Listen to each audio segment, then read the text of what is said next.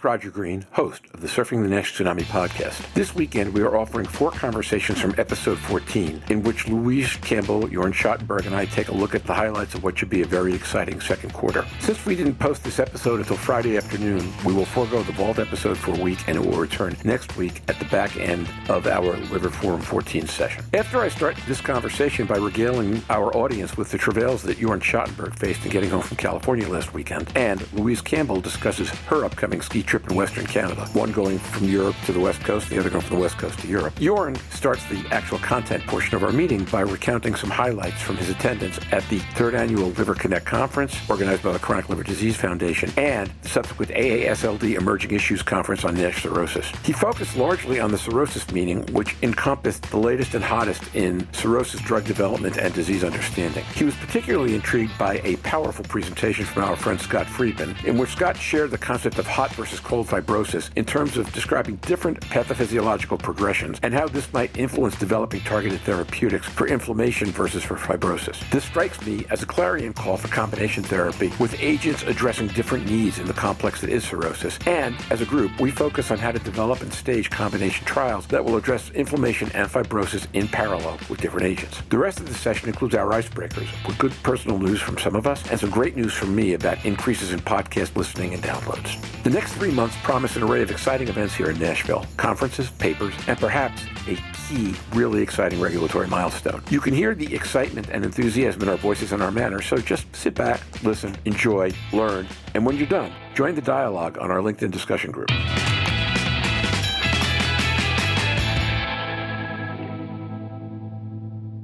This has been an interesting event to schedule. Professor Schattenberg will tell us later about some of his travails getting out of California and back to Germany and what that's done to his schedule. But the net result is, as you know, we usually post on Wednesday night. Well, this is Thursday afternoon, and we expect we'll be posting on Friday morning. But to have Jörn with us is absolutely worth it. There's no doubt about that. Jörn Schattenberg. Well, thanks, Roger. But after everything you've gone through to get home and be here, it's a good thing. And we have Louise, who will not be with us for the next 2 weeks because she'll be off skiing in Western Canada. So we'll get to hear her for the last time in a little while. She'll be back for our anniversary celebration, which I'll talk about later. And Louise, how are you today? Louise Campbell. I'm very well, thank you very much. Now, when do you pack out to Vancouver? Sunday. And I can't wait, but there's a strike. And I'm sure Jörn's going to tell us a little bit about Germany. We got a security strike. So I'm going to just relax as I go through the security system. Because I'm on a holiday. So you need to get there 8 hours early? No, they won't allow you to go much before the 3. They're trying to manage it, but they have cancelled a fair few short-haul flights, so probably to Europe. So we apologise for all of our long-haul that are going. Well, I'm clearly jealous you're going skiing. This is a great time of the year for this, and I'm sure you're going to be enjoying it. I was going to propose that you join us after the slope, but sometimes skiing days are tough. They are, well, but clearly I'm not that fit, so yes, they will be tough, and I'm 8 hours behind, so you never know. Yeah, that more to the point. Western Canada is Pacific time. At any rate, Jörn, why don't you tell us a little bit about how much fun you had going from California to Germany? And then I'm going to ask you to give us a recap on the 2 events in California, and then we'll do icebreaker and go to the main topic of today's, which is taking a look at what's going to be a rather extraordinary second quarter of events that we'll be covering. Your floor, my friend. Yeah, well, I was going to start with saying what actually brought me to California in the first place, because that was a lot of fun. There was the Chronic Liver Disease Foundation meeting, the Liver Connect and NASH Connect meeting, which was a great event hosted by the CLDF steering committee and a lot of industry involvement. It was a great place just to get there and discuss and, get the latest and hottest on development. So really enjoyed being there. It was held in Huntington Beach, not too far out of Los Angeles, which is a pretty place for anybody who hasn't gone there. It's worth the trip. I had some time off, so I went for a run down the coast, and it was quite enjoyable. The other meeting that was, I think, not intentionally planned on the same weekend, but it's been scheduled for some time by ASLD's, the NASH Cirrhosis Special Topic Conference. Mazen Nureddin was one of the organizers, along with Anna May Deal and Robert Schwabi, a German colleague who's doing basic science and quite some interesting stuff on stellate cells in New York. So that was a meeting heavily focused on only NASH cirrhosis, and I was involved in a session on therapeutic approaches, and we kind of went through the rational and background potential data that was available for a number of MOAs we're discussing here, including something on FGFs, PPARs, and GLP-1 recounts in cirrhosis. I found this very stimulating and interesting. If you were not able to follow it live, we should have a recap on that, maybe separate occasion, because it was worth it. Hoping to do so. In fact, unfortunately, I was hoping to view it, but I was not able to view it in real time, and there's no video follow-up, so I've missed that conference entirely. So the big question is, why don't we, with NASH cirrhosis being the most severe complication of NASH and something that the regulators have accepted as an area of unmet need, why don't we move into that field? But then the question is, and in one of the talks, Scott Friedman used the term of hot and cold fibrosis. So addressing the concept that you have cirrhotic livers where there's active inflammation. And if you're studying an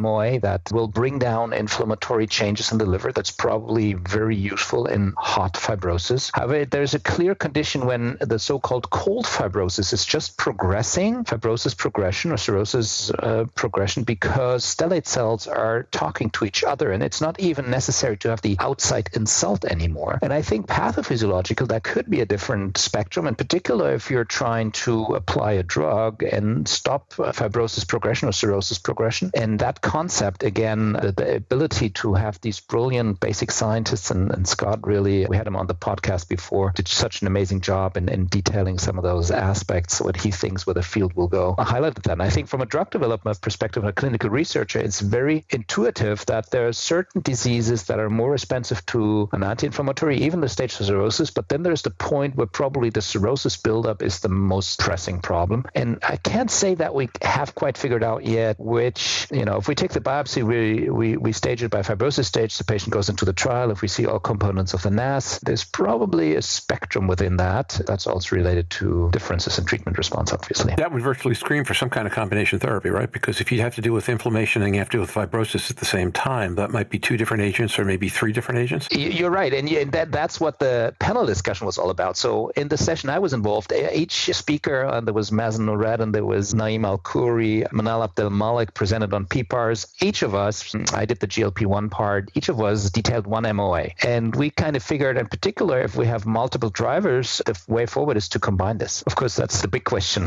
which drugs would be working. And it could be depending on the baseline characteristics of the patient. Is he in a stage where he's actively fibrosing, passively fibrosing? Is it inflammation driving it? Do we need to control the metabolic derangement? So a lot of fun discussions and food for thought. That's why I like the special conference so much. So it's fascinating. I hear you talk about actively fibrosing and passively fibrosing, and I start thinking about how do you get the right patients into trials? Because if you have a combination therapy that you think is appropriate for one of those situations more than the other, and you simply use typical random screens to get people in, you're going to start knocking your efficacy rates down, way down before you start, because the target isn't clearly defined enough. But how good are the tests to clearly define the target right now? And is the FDA willing to accept that? I don't know the answer to any of those questions. I just know how to ask. And that kind of goes down the pipeline where we had a discussion with an FDA representative. The nature of these discussions is they can't commit to a definite answer, but of course they also opened up the view here a little bit. Again, surrogate endpoints around conditional approval, being biopsy at this time, and outcome trials, which the FDA would welcome, are of course difficult, also from a sponsor's perspective, but also patient and investigator perspective. And it was a good discussion. So for personal reasons, it's not worth going into. I think people who you two know and people who know the podcast know I've fundamentally been unable to travel since September. I was at Washington for one day for AASLD, but I didn't make it to Park City, although I wanted to. Didn't make it to California, although I wanted to, and I'm not going to make it to the Liver Forum tomorrow, although I want to. Looking forward to seeing you guys again in Vienna, which will be my first trip, and will not be able to make it to Barcelona. Looking forward to joining you folks in Vienna at the end of June, which will be my first time out of the Pennsylvania area for, 8 or 9 months. So that's a meeting I'm sorry to have missed. It sounds like it was fantastic. With that, why don't we go to icebreakers? One good thing in the past week or one good thing in the next week? Jörn, why don't you make your icebreaker, not that it's a good thing, but talk a little bit about getting home. Well, the good thing is I got home on Tuesday morning. I had a red-eye flight, got into Frankfurt at 5:30 a.m. They have a welcome lounge. It's actually a nice thing, so you could shower up, and then I hit straight to clinic. I actually had a long day and a presentation, which was held online at the Paris Hepatology Conference the same evening. So it was a long day. The good thing is I got home. I had planned differently, but it's a public disagreement on how much wage should be paid to the people working at the airport. They took the liberty to take the day off on Monday, so I got rewarded with a beautiful evening on Sunday in Los Angeles, which is not the best thing, but it was different than I planned, and I have to say I had pleasant company. We had a great dinner, and I had an early start then, traveling all of Monday, arriving early morning Tuesday. These things happen to Germany too. Yeah. There's some disagreements, and sometimes you have to go on strike. Everybody was saying, hey, this is not France, and I don't think it's to the same extent, but of course some union aspects here. It's the strength strength of the system that we have, participation of the employees in that context, and I think they're settled it out. So that was your strike issue. So Louise, your strike issue is upcoming, maybe?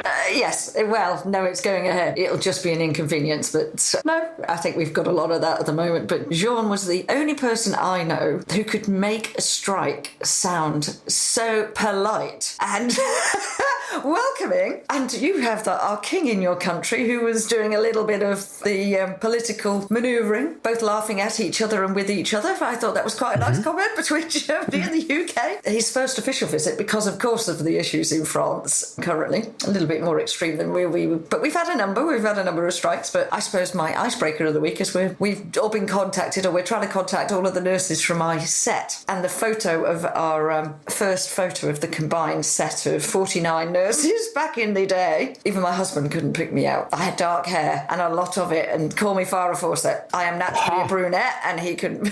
Well, he knows that anyway. But it is very funny. The comments going around the WhatsApp group of people as we track you down nearly 40 years later. So it's going to be fun. I'm not too sure I'm going to be in the country when we have the reunion just after Christmas, but it's been very entertaining to actually hook up with old friends that I'd lost contact with. It's going to be a nice thing going forward, even if I don't get to be at the reunion. So you said it was 40 years ago. What's it like to go to nursing school when you're 6 years old? Yes, I was a baby. More practical.